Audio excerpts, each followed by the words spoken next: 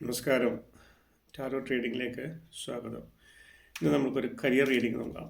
Career റീഡിങ്ങിൽ അതായത് നമുക്ക് ജോലിയോടുള്ള ക്ലയൻറ്റിൻ്റെ മനോഭാവം എങ്ങനെയാണെന്ന് നോക്കാം.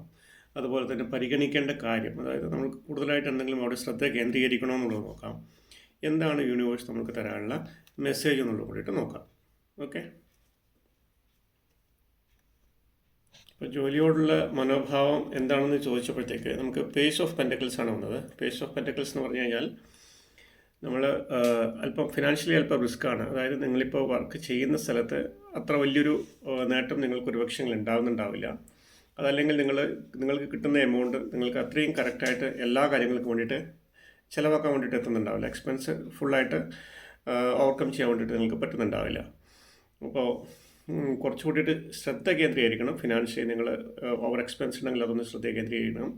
അതുപോലെ തന്നെ വേറൊരു കരിയർ നോക്കണോ എന്നുള്ള കൂടിയിട്ട് നമ്മൾക്കിപ്പോൾ നോക്കിയിട്ടുണ്ട്. അതിൻ്റെ റിസൾട്ട് കൂടി നമുക്ക് നോക്കാം. അപ്പോൾ ഇപ്പോൾ ഉള്ളതെന്ന് പറഞ്ഞു കഴിഞ്ഞാൽ നിങ്ങൾ ചെയ്യുന്ന കാര്യങ്ങൾ വളരെയധികം ശ്രദ്ധ കേന്ദ്രീകരിക്കുക.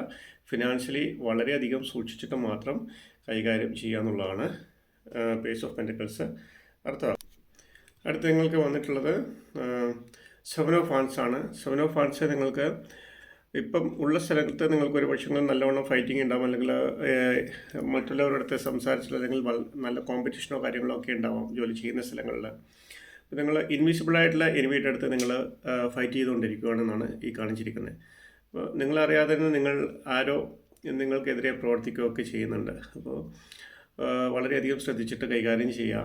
നല്ല രീതിയിൽ നിങ്ങളുടെ ബിസിനസ്സിൽ മാത്രം കോൺസെൻട്രേറ്റ് ചെയ്ത്, അല്ലെങ്കിൽ നിങ്ങൾ ചെയ്യുന്ന വർക്ക് മാത്രം കോൺസെൻട്രേറ്റ് ചെയ്തിട്ട് നിങ്ങൾ ചെയ്യുക എന്നുള്ളതാണ്. അപ്പോൾ വളരെയധികം ഇരിക്കുന്നുണ്ട് സറൗണ്ടിങ് ഏരിയ മുഴുവനായിട്ടും. Surrounding area in the sense നിങ്ങൾ ചെയ്യുന്ന വർക്കിൽ ആ ജോലിയിന് അനുബന്ധിച്ചുള്ള സ്ഥലങ്ങളിൽ.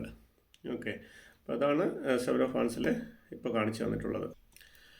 അടുത്തത് പ്രത്യേക മാർഗ്ഗനിർദ്ദേശം നൽകാൻ നിങ്ങളെ 5 ഓഫ് കപ്സ് ആണ്. 5 ഓഫ് കപ്സ് എന്ന് പറഞ്ഞു കഴിഞ്ഞാൽ നിങ്ങൾ ഒരുപക്ഷെ ചീറ്റ് ചെയ്യപ്പെടാൻ സാധ്യതയുണ്ട്, അല്ലെങ്കിൽ നിങ്ങൾ ആരെയെങ്കിലും ചീറ്റ് ചെയ്തിട്ടുണ്ടാവാം.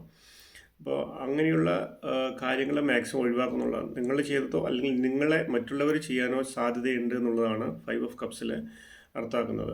അപ്പോൾ എന്തെങ്കിലും ഒരു ചീറ്റിംഗ് അതിൽ വരാനുള്ള സാധ്യതയുണ്ട്. അപ്പോൾ പറ്റുവാണെങ്കിൽ വളരെയധികം ശ്രദ്ധിച്ചിട്ട് അവിടെ ജോലി ചെയ്യുക, കാര്യങ്ങൾ ചെയ്യുക. അതല്ല എന്നുണ്ടെങ്കിൽ നല്ല രീതിയിൽ നല്ലൊരു കരിയർ വരെ കിട്ടുന്നുണ്ടെങ്കിൽ അതിലോട്ട് മാറുക എന്നുള്ളതാണ്. നമ്മൾ ജോലിയുള്ള ക്ലയൻറ്റിൻ്റെ മനോഭാവം നമ്മൾ നോക്കി വളരെയധികം ശ്രദ്ധിച്ചിട്ട് ഫിനാൻഷ്യലി നല്ല രീതിയിൽ നോക്കിയിട്ട് മാത്രം കൈകാര്യം ചെയ്യാവുള്ളൂ എന്നുള്ളതാണ് ആദ്യത്തെ വന്നത്. പിന്നെ പരിഗണിക്കേണ്ട കാര്യത്തിൽ വന്നപ്പോഴത്തേക്കും നമുക്ക് 7 ഓഫ് വാൻഡ്സ് ആണ് വേണ്ടത്. ഇൻവിസിബിൾ ആയിട്ടുള്ള നിങ്ങൾക്ക് എനിമീസ് ഉണ്ട് നിങ്ങൾക്ക് ഇവിടെ വർക്ക് ചെയ്യുന്ന സ്ഥലത്ത്.